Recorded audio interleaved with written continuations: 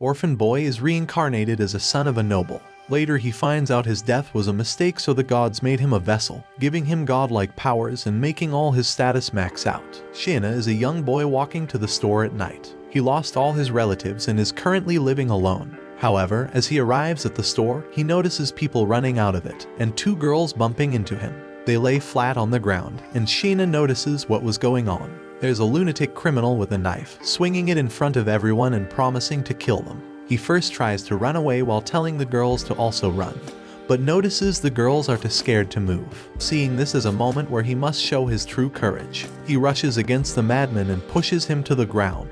He tells the girls to hurry up and leave, until the notices that due to his bad luck, the criminal instantly stabbed him right in front of them and runs away. The girls rush to check him out, but it's too late. Shiina is already on his final breaths. The girls cannot believe their eyes and cry their souls out. But Shiina is glad he managed to save them, despite making them cry afterward. He ends up accepting his fate, and suddenly he wakes up finding himself in a fancy bedroom, lying on the bed. He thinks he survived and he's in a private hospital, but when he looks around, he sees a maid and a random woman. The maid starts to tear up, calling him Master Cain, and the other woman hugs him right away, asking if he recognizes his mother. They're happy that he's okay, but he still doesn't understand why the hell are they always calling him Cain. Shiina doesn't know what is going on.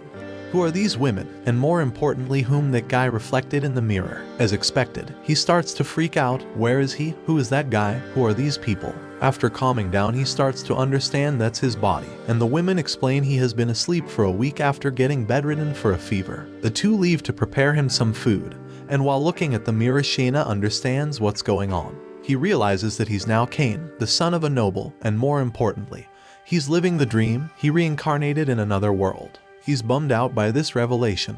He wanted to help catch the criminal, but he got stabbed and died. But not all hope is lost within him. He actually wished that one day he would reincarnate into a different world. So he's going to seize the opportunity to do something that he's always wanted to. And the most important thing, he got to know his size, just to get caught in an embarrassing moment by Sylvia, who makes him even more embarrassed. Sylvia tries to go get him up to speed with what's been happening since he went into a coma. He learns that he's born into a noble family that governs the Gracia territory, and he's the third son of the Silford household, Cain. From the furniture around him and the mansion that he's in, he also understands that his family is very rich, mostly because he has two brothers, one sister, and one stepmother, giving him an immediate green card to start his own harem.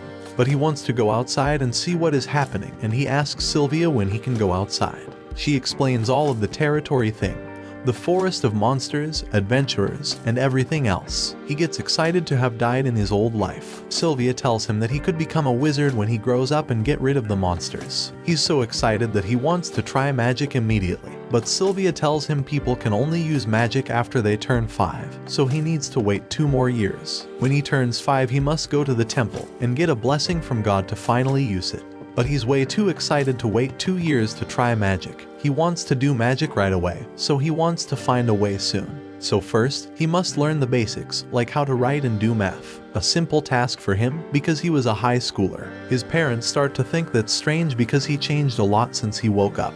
He freaks out but explains he was simply doing his best to learn. And that's when his father reveals that since he's the third son, he's literally doomed. He has no rights when it comes to the heirloom. Cain takes this opportunity to then asks for books about magic in the world. His sister doesn't like it, because he can't use magic until he simply starts using it without people noticing it.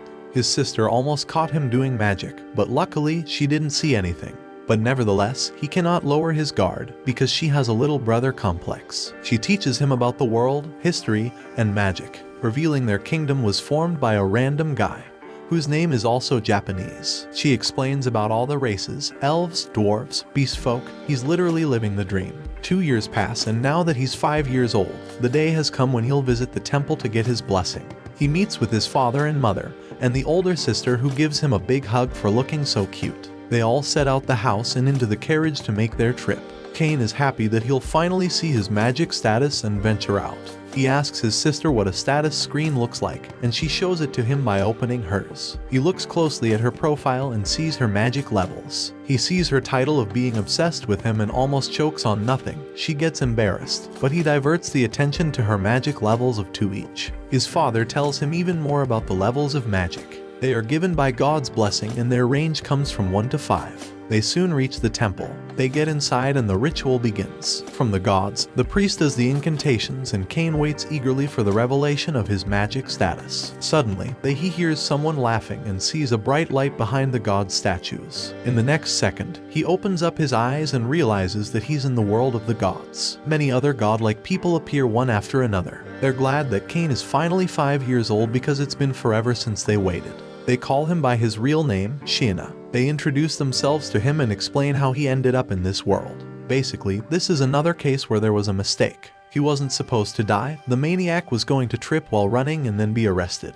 But Sheena decided to be a hero and went for it, so he died for absolutely no reason. The gods thought he was a good guy and decided to reincarnate him in this world. They intended to seal his memories to avoid the trauma of changing diapers and stuff, but in the end, he somehow awakened them. Cain still thanks them for giving him an opportunity to keep his memories. He didn't have any relatives in his original world, and remembering it makes him value his family even more. Each of the gods get closer to him, giving him their blessing and promise to meet him again.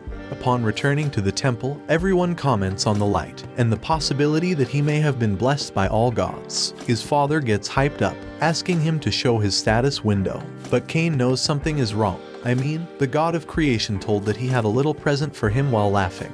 That suspicion makes Cain pretend that he's sick and he runs from the place, just to hide and see his stats. And to his shock, he was right. His stats are all maxed. And when I say all maxed, I don't mean level 5. They're all level 10. He's already in S rank despite being 5 years old. But luckily that old god had some sense and gave him a magic spell that enables him to fake his status window numbers. Later, during dinner, his father asks him to show his status window. He pretends everything is normal, see rank, all god blessings, between level 1 and level 3, which is already too powerful for a 5-year-old. Of course, everyone gets shocked, and if you consider it, he has over 300,000 magic power, which is 300 times stronger than the best mages in the country. Everyone in his family is so shocked that his father tells him to never show anybody his status without knowing he's way stronger. He explains that if Cain shows off or makes a wrong move, he will be considered a threat to the world and put under supervision. Back in his room, Cain starts to realize his mistake